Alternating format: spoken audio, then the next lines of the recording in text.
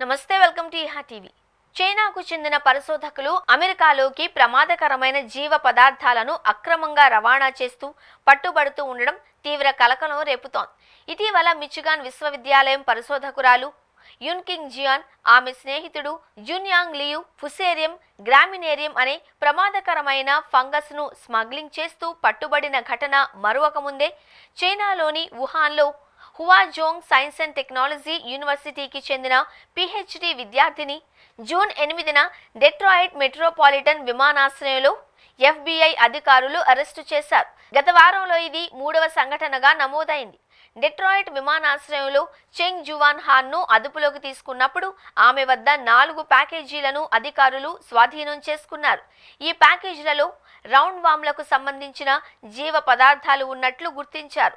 ఒక ప్యాకేజీలో పుస్తకం దాచి ఉన్నట్లు కూడా అధికారులు కనుగొన్నారు. ఈ జీవ పదార్థాలు అమెరికా వ్యవసాయ రంగానికి లేదా ప్రజారోగ్యానికి ఎంతవరకు ముప్పు కలిగిస్తాయి అనే దానిపై ఇంకా స్పష్టత రాలేదు. అయితే ఈ రవాణా USDA నిబంధనలను ఉల్లంఘించింది అని అధికారులు పేర్కొన్నారు. హాన్ మొదట తన ప్యాకేజీల గురించి తెలీదు అని చెప్పినప్పటికీ తర్వాత దర్యాప్తులో అవి తనవేనని అంగీకరించింది.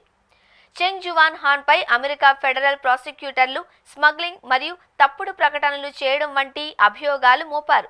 FBI డైరెక్టర్ క్యాష్ పటేల్ ఈ ఘటనను ట్విట్టర్లో పోస్టు చేస్తూ హాన్కు చైనీస్ కమ్యూనిస్ట్ పార్టీతో సంబంధాలు ఉన్నాయి అని ధృవీకరించారు. ఆమె అమెరికాకు రాకముందే తన ఎలక్ట్రానిక్ పరికరాలలోని డేటాను తొలగించినట్లు గుర్తించారు. ఇది దర్యాప్తును అడ్డుకునే ఉద్దేశంతో జరిగిన చర్యగా అధికారులు భావిస్తున్నారు.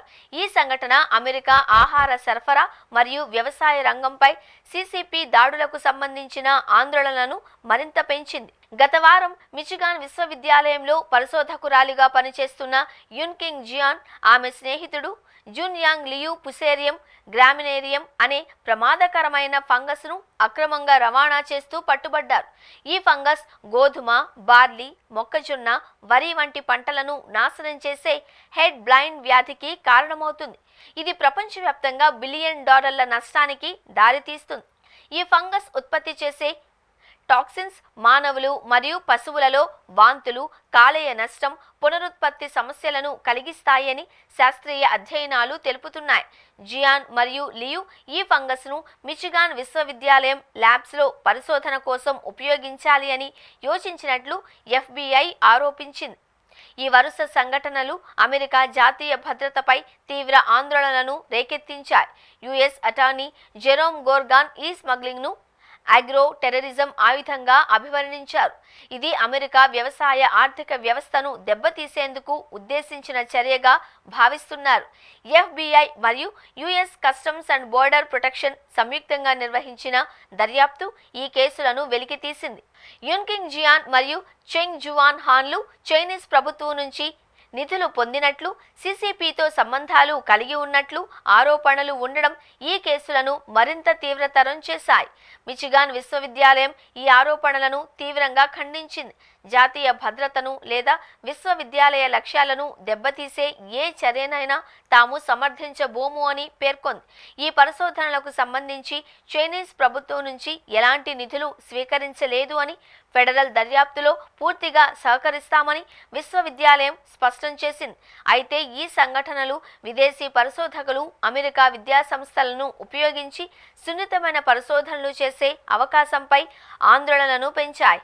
చైనాకు చెందిన పరిశోధకులు జీవ పదార్థాలను అక్రమంగా రవాణా చేయడం ద్వారా అమెరికా వ్యవసాయ రంగం, ప్రజారోగ్యంపై గణనీయమైన ముప్పును కలిగిస్తున్నారు అని ఈ సంఘటనలు స్పష్టం చేస్తున్నాయి.